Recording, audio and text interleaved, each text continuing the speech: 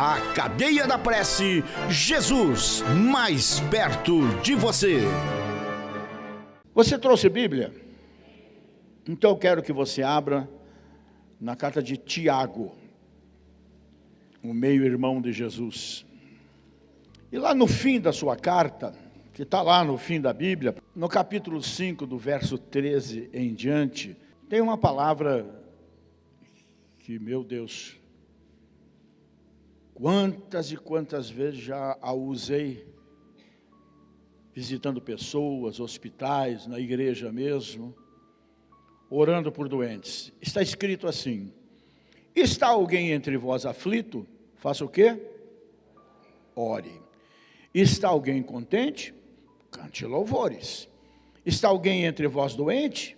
Chame os presbíteros da igreja, os pastores, e orem sobre ele, ungindo-o com azeite em nome do Senhor. E a oração da fé salvará o doente, e o Senhor o levantará. E se houver cometido pecado, ser-lhe-ão perdoados. Confessai as vossas culpas uns aos outros, e orai uns pelos outros para que sareis. A oração feita por um justo pode muito em seus efeitos. Esses justos são os justificados pela fé. Todos somos filhos de Abraão, não é? E aqui o nosso texto principal para essa noite. Elias era um homem sujeito aos mesmos sentimentos que nós, e orando, pediu que não chovesse, e por 3 anos e meio não choveu sobre a terra. E orando outra vez, o céu deu chuva, e a terra produziu o seu fruto. Amém?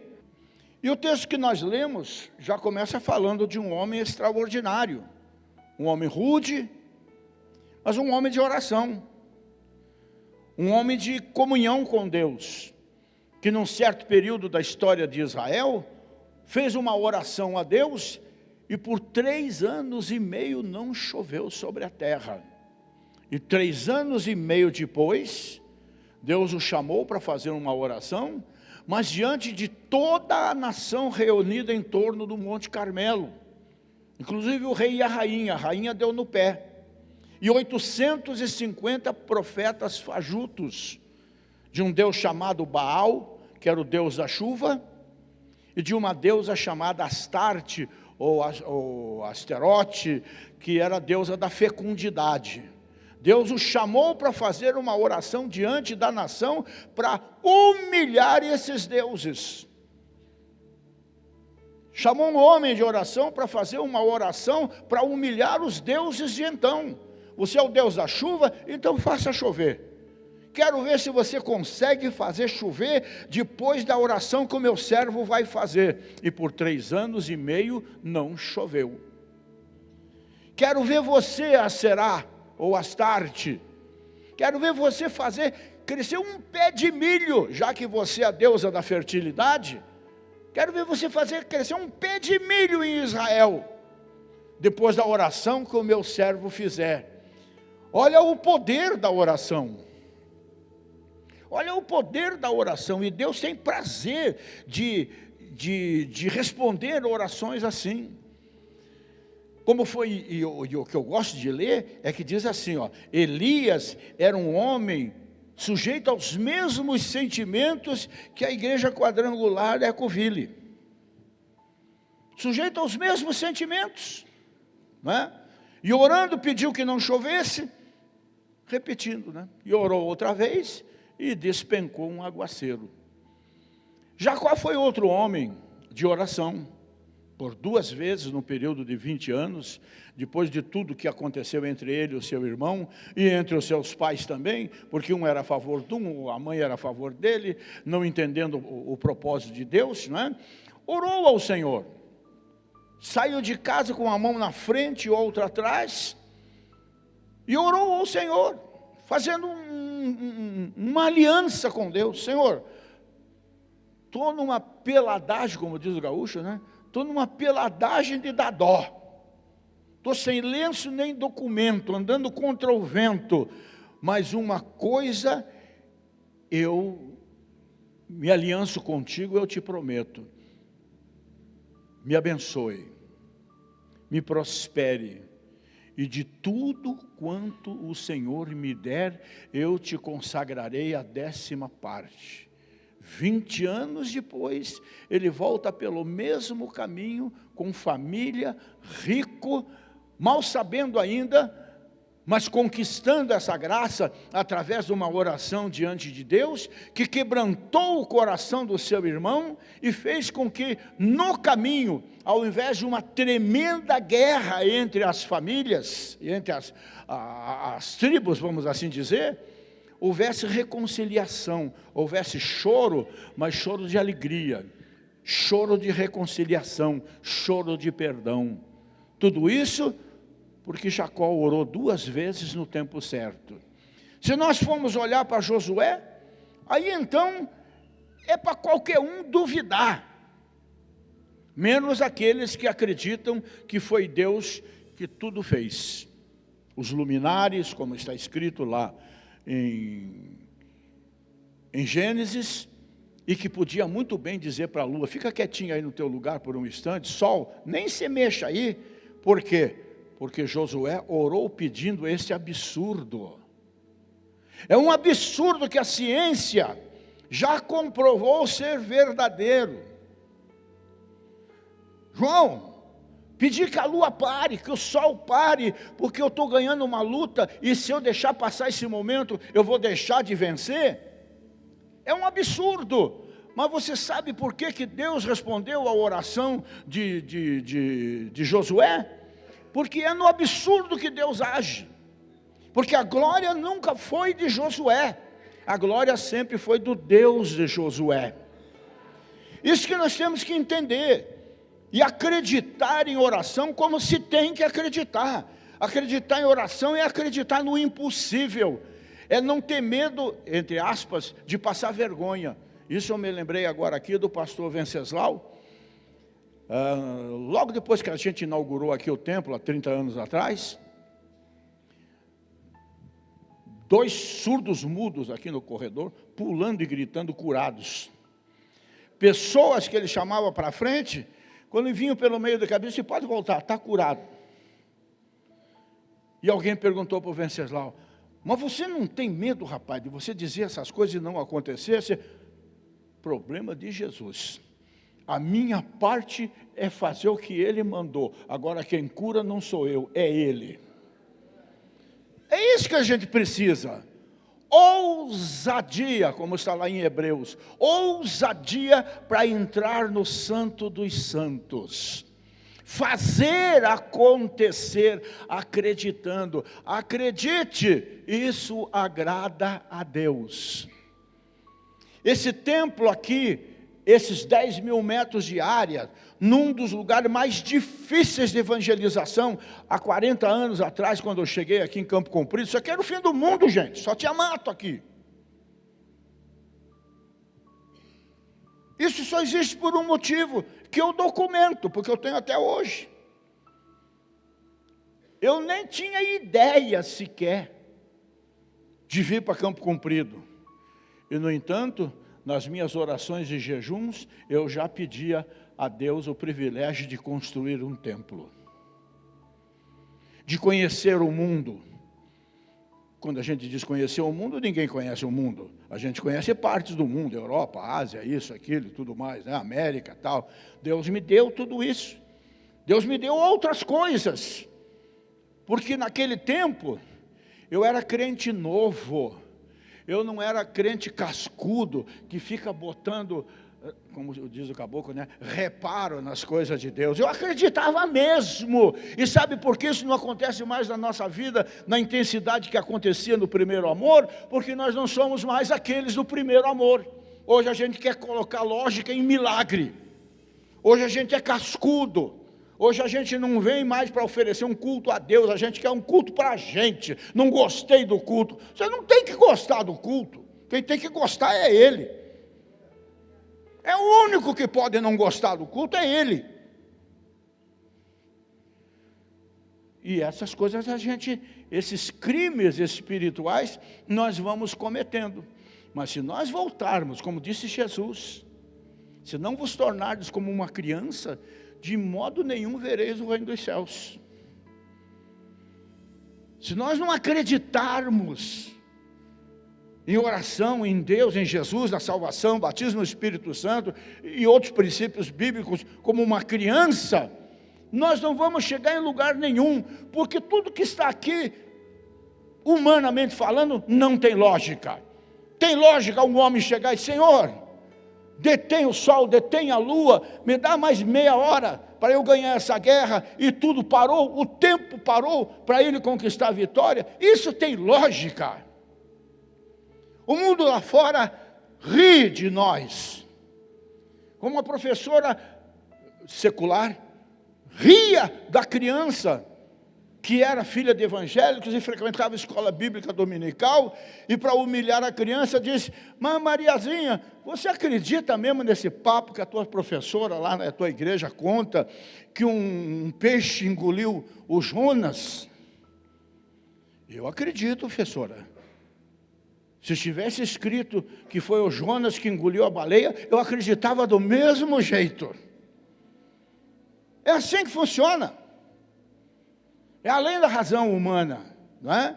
Nós vemos Moisés colocando lógica na oração dele, porque Deus já estava furioso com aquele povo que fez aquela traição terrível de transformar todo o ouro e toda a prata que ele lhes deu na saída do Egito num bezerro de ouro, e ainda de quebra fazer um bacanal em volta daquilo ali, só porque Moisés estava demorando 40 dias para descer do monte com as tábuas da lei.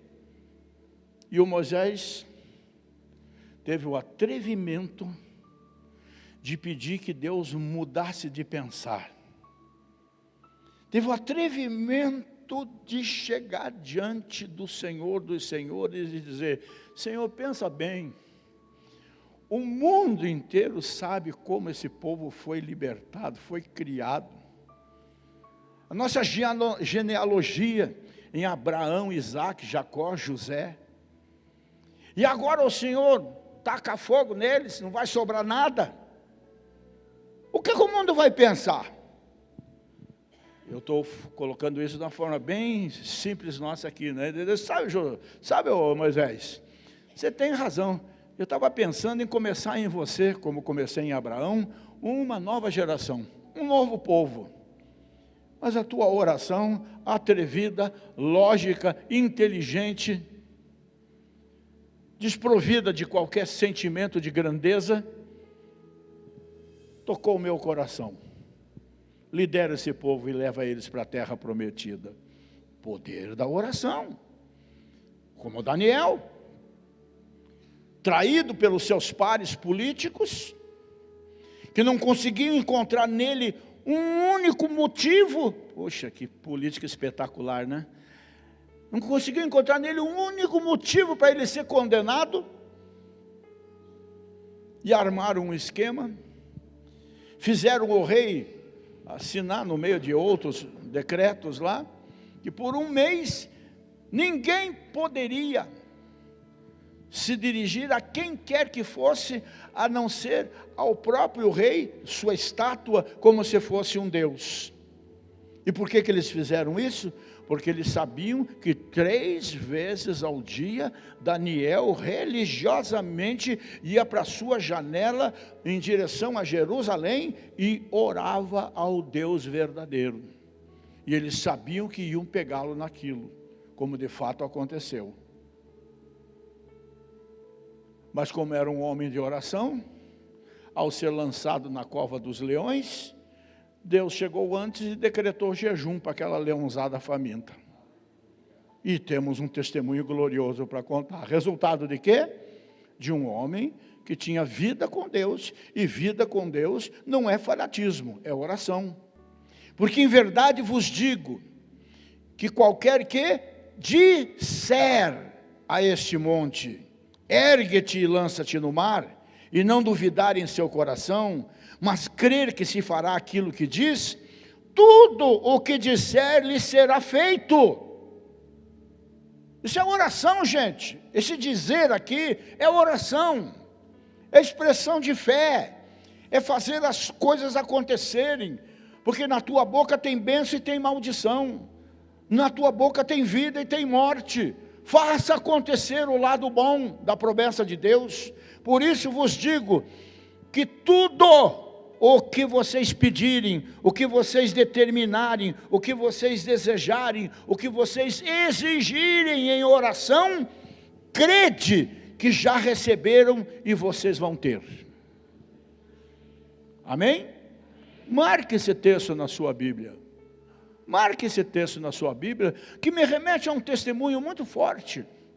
Um dos maiores pregadores do século passado, e deste século ainda, que foi quando ele morreu, foi o Kenneth Hagin, de quem eu sou muito fã.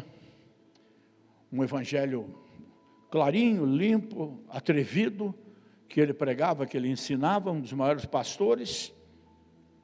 Esse homem era todo deformado. Esse homem tinha problema de coração, tinha problemas físicos, mas era um crente em Jesus, recebeu Jesus, vivia com a Bíblia na mão e orando. E não entendia por que não era curado de todos os seus males, até o dia que ele, lendo este texto aqui que nós lemos agora, ele entendeu profundamente uma revelação de Deus para o seu coração, e ele sozinho na sua cama, no seu quarto, sem ninguém ter orado por ele, foi curado instantaneamente para se tornar um dos maiores pastores da história do Evangelho no mundo ao longo dos tempos. Poder da oração. Claro, o pessoal prega, falando da montanha, dando mais importância ao monte. Não tem que se dar importância ao monte. Não tem que dar nome para o monte ou para a montanha, isso é besteira. O foco é o dizer, é o orar, é o acreditar, é o mandar acontecer em nome de Jesus. Essa é a mensagem do texto. Por isso, Jesus faz uso dessa hipérbole. Isso aqui é uma hipérbole, entende? Hipérbole é uma figura de linguagem para passar uma ideia de muita intensidade, inclusive de exagero, para as pessoas poderem entender. Senão nós vamos entrar na história daquela irmã que vivia num vale, com montanhas e tudo mais, e dizia assim, poxa, está escrito. E fim da tarde, ela olhou pela janela e disse, montanha, como disse Jesus, lá em Marcos 23, desapareça daí, e foi dormir. E de manhã, quando levantou, olhou pela janela e disse, eu sabia que não ia desaparecer. É claro que não. Que propósito tem nisso? O propósito é outro. Tudo que nós exigirmos, nós pedirmos, tudo que nós formatarmos, segundo as Escrituras, e a Escritura, ela é realmente, na verdade são muitas formas para as nossas orações. Se você orar conforme as Escrituras, e não na base da superstição, da sorte, qualquer coisa parecida assim, se você orar segundo as Escrituras, vai acontecer. Toda e qualquer situação na sua vida vai mudar através da oração, que é isso que eu quero enfatizar nessa noite. Não adianta vir para a igreja com essa maior cara de pau, esperando que o pastor ore por você. Você tem boca, você tem inteligência. Ore. Deus quer que você ore. Nada de errado de eu orar por você, de você orar por mim.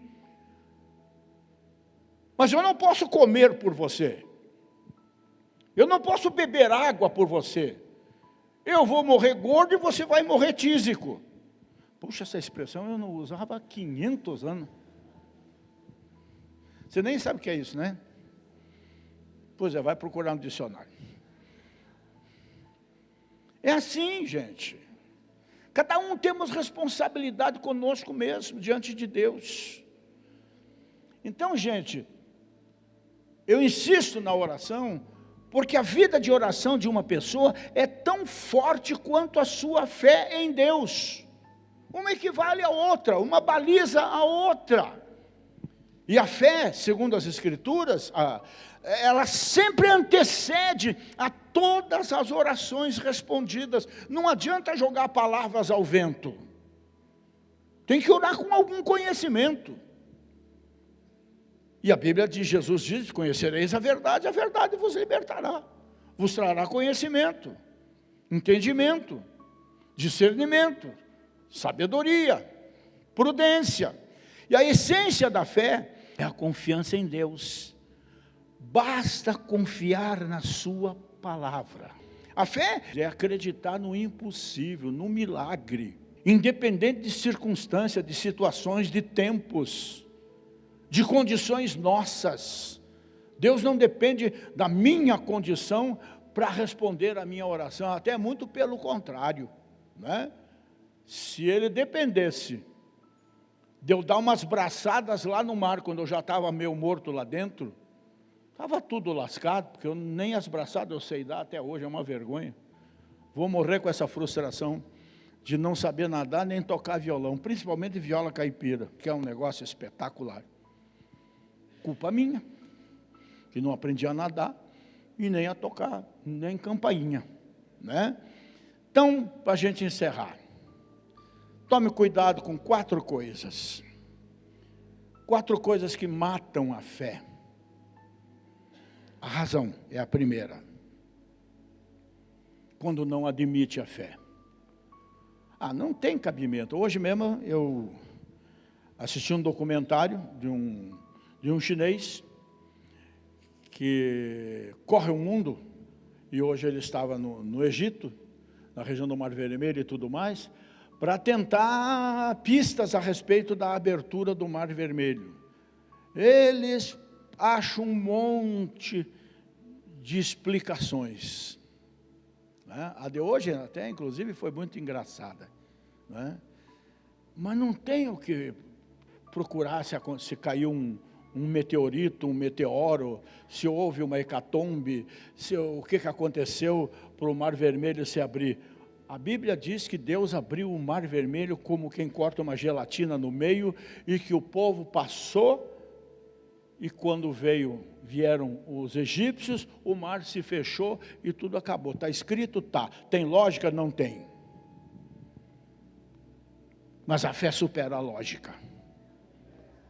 Porque se Deus foi capaz de criar esse mundo espetacular que nós estamos acabando com ele, se Deus foi capaz de fazer essa belezura aqui, com tudo que tem aqui dentro, é um negócio muito doido, principalmente aqui, que é uma coisa que nós não exploramos nem 5%, nem 5%, ainda hoje também vi um documentário, que o sujeito foi assaltado, tomou uma pancada na cabeça, depois quebraram ele de pau, e quando ele voltou a si, 2 meses depois, que foi muito grave e tudo mais, ele veio com um conhecimento, eu não sei explicar o que, não é arquitetura, mas qualquer coisa parecida assim, espetacular, extraordinário, fora do comum. Outro, também uma batida na cabeça, eu até pensei em me jogar de cabeça na parede, para ver se eu melhorava. Mas depois da pancada que eu levei aqui, quando eu tinha meus 17 anos no futebol, que eu caí duro e quase perdi essa vista, e há pouco tempo atrás que eu caí da cama, e caí de nuca, e não aconteceu nada, eu vou morrer assim mesmo, né? Gente que levou pancadas, vira um pianista espetacular. Um outro rapaz virou um matemático da noite para o dia, espantoso, e assim por diante. Isso significa que nós não conhecemos nada do nosso cérebro. Mas também me ensinou uma coisa hoje, ainda é tempo, eu sou novo, estou na adolescência ainda. Começar a pedir algumas coisas diferentes a respeito do meu cérebro a Deus, para a glória dEle. Tem muita coisa aqui para ser explorada ainda. Aqui até já não tem mais muito não, agora mesmo está doendo para dedéu minhas coxas aqui. Dói a coxa, dói o coxa. É fogo.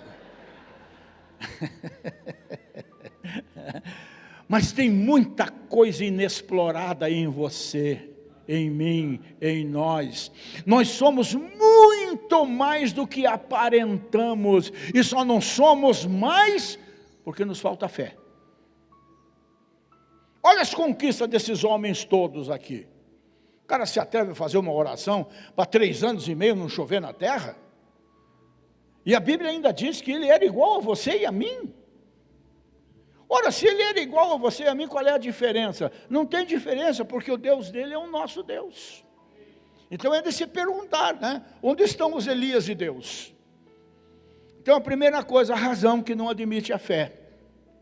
Não põe a razão na fé, não vai combinar. A dúvida, como frases tipo assim, eu espero que dê certo, não custa tentar, o pastor falou lá, não custa tentar, não é? E outros tipos de coisa, são demonstração de dúvida, já que matam a fé. O exemplo de Sara, o exemplo de Moisés e outras situações, que duvidaram, que vacilaram, né? E a vida espiritual displicente. A vida espiritual displicente que nos leva a viver de qualquer jeito, a não ter desejo de conhecer mais a Deus, de nos aprofundarmos no conhecimento das Escrituras. Se nos convidarem para fazer um curso, aí, qualquer curso que seja, desde que dê algum dinheiro, a gente vai e faz. Se eu convidar você para ser aluno da escola bíblica aos domingos com as suas crianças, sem chance. Se eu convidar você a ser um aluno por 3 anos do Instituto Teológico, que vai te trazer um conhecimento de Deus espetacular, sem chance. Isso é displicência. Eu tenho coisas mais sérias, mais importantes a fazer na minha vida. Mais importante do que cuidar de você mesmo, do teu crescimento, do teu relacionamento com Deus, da tua salvação eterna, nada no mundo. Nada no mundo. E essas coisas todas, à medida que nós vamos caminhando com Deus, nós vamos crescendo, nós vamos nos tornando pessoas melhores. Um homem melhor, um filho melhor, um pai melhor, um marido melhor, um avô melhor, no meu caso um bisavô melhor, um pastor melhor, um cidadão melhor. Nós nos tornamos melhores. Porque Deus é melhor. Amém? A Cadeia da Prece, Jesus mais perto de você.